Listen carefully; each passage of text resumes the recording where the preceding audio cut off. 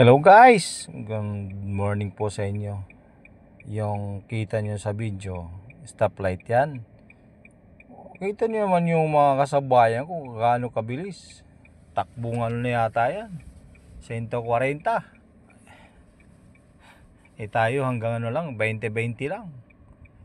Kaya sana at tayo ay nagmamaniyo hindi naman pabilisan ang ano natin, yung sakto lang na safe vibers na tayo makawi sa ating patutunguhan, o kung galing man tayo trabaho makabalik tayo sa bahay na safe and secured.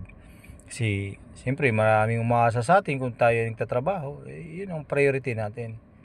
Kita niyo naman guys, masunurin tayo, nasa isang lane lang tayo, hindi tayo palipat-lipat. Kaya sana sa lahat aware tayo na ganun. Maraming salamat po.